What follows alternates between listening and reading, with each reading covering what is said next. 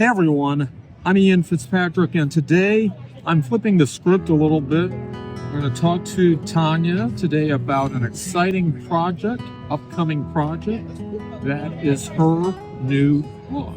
It's pretty exciting stuff.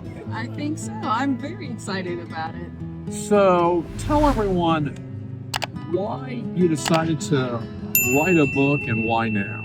Well, I didn't actually decide to write a book. The opportunity was presented to me. I couldn't turn it down. It's something I've been dreaming about for years. And I did not expect to write a book that really is meant for the business community, the travel and tourism community. But I'm happy I'm doing this book now because the world is at a crossroads. You know, we see, look at what we see happening in the world. There's destinations who are trying to recover from natural disasters. There's sinking cities. We recently visited one last year. That's Venice. And there's been a lot of irreparable harm done to beautiful destinations, iconic destinations, that could have been prevented had people shifted their paradigm, how they thought about traveling, about the tourism business. And so that's what this book is designed to do, is shift the paradigm. Now this book is personal. It really taps into your passion. Yes.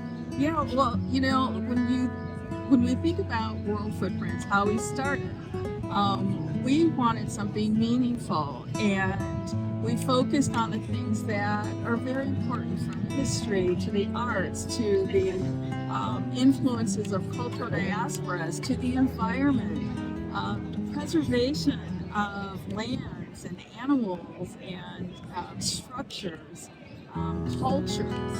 And we see a lot of people trying to dismantle those things. And this is our collective history that we want to preserve, and we want to preserve not only the people and the destinations and, you know, the places within for us to enjoy, but certainly for generations to come. You've learned a lot from your travels, obviously. We have from touring the world, and part of this book really is about sharing some of those travels and some of those adventures, but really getting into some of the lessons learned. What's really at the heart of this book from your perspective? I think that the through line, and you know, mind you, I'm at the very beginning. I only just finished the first chapter and the preface, but I think the through line is community. When we talk about preserving destinations, about our own role, our responsibility for stewardship, it's not one community, it's not one industry, it's not one business, it's collective. And so the through line is that this is really a community project, I guess, or community responsibility. Now, you mentioned that word stewardship. There's another S word that's been a lot talked about in the travel space, and that's been sustainability. But this book is going in a different direction from that. Well, you know, you think about sustainability. That has evolved into something that's just meant to check the boxes. You know, there's been a lot of greenwashing, a lot of blue-washing, a lot of actions, performative actions, and not things that are really making a difference. You know, and sustainability has really stopped short. I think this is practice of sustainable things have stopped short. Oh, love the photo bombers. Have stopped short of going a lot deeper, and you know, where we're going, where I'm going with this book, we'll do that. What inspired you to write this book? What was that tingly sense that said, I think it's time for me to write a book? Well, you know, again, I had the opportunity. I was given the opportunity, and I jumped at it. And you know, honestly, Ian, I did not expect to write a business book per se. I expected my first real book to be a book that really inspired people about the transformative power of travel. That was in my heart.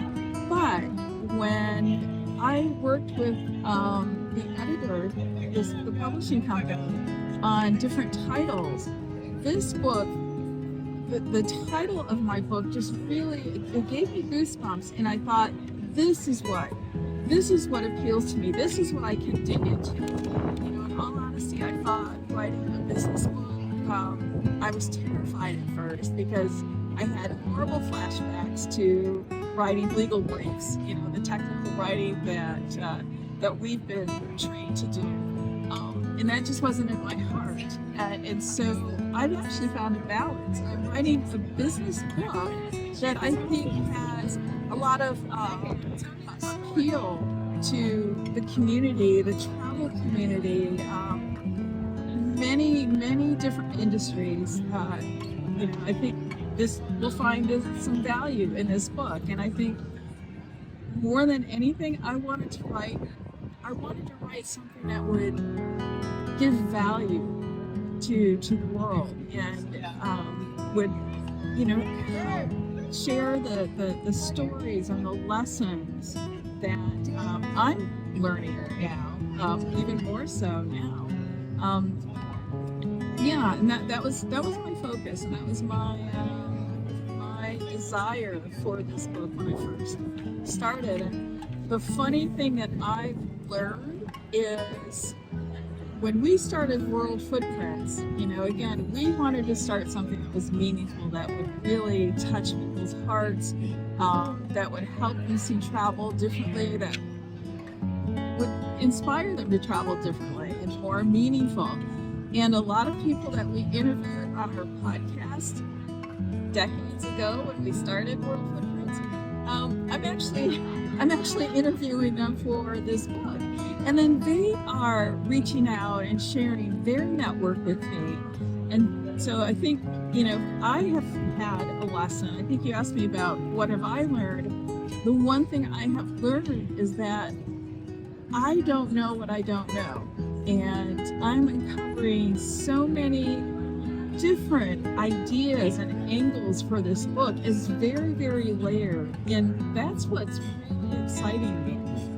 And I think, you know, with this book, it is about humanity and maintaining that, and really seeing people more than dollar signs. You know, they're people, and, you know, instead of focusing on the heads and beds and developing tourism products or new hotels or what have you that may displace people, you know, I want our humanity as a whole to shine through. And one of the things I will say about this book is that every single stakeholder, including locals, will find value in what I'm writing, because at its core, stewardship really needs to involve every single stakeholder, including locals. They don't, you know, some locals have found themselves displaced, and these are some of the case studies that I've shared in my first chapter. And this book is going to continue to evolve as I write it, because, like I said, I don't know what I don't know, and I'm listening a lot, even on a subject that I thought I knew a lot about before I started. As this book evolves, you're also evolving too as a writer. And jump-starting this process hasn't necessarily been easy for you. Share that journey. Share what it's taken to kind of get you to this point and get you into the flow of writing. I had to force myself to do it. You know, as you know, I've had different book ideas in my head for years, and I've procrastinated.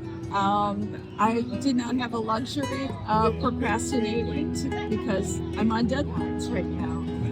But what I will say is, I have had my pesky imposter. I call her Agnes. There's a story behind that. But I have told Agnes to just shut up, and I've really faced my fear. is, but I know that I will have poured everything I have into it, and I can't wait to share it with the world. I can't wait to continue to take people on this journey. Well, I think all of us are looking forward to reading this book when it comes out at some point, 2026. And so far, a little bit that I've been able to see, it's pretty good. Thank you, honey.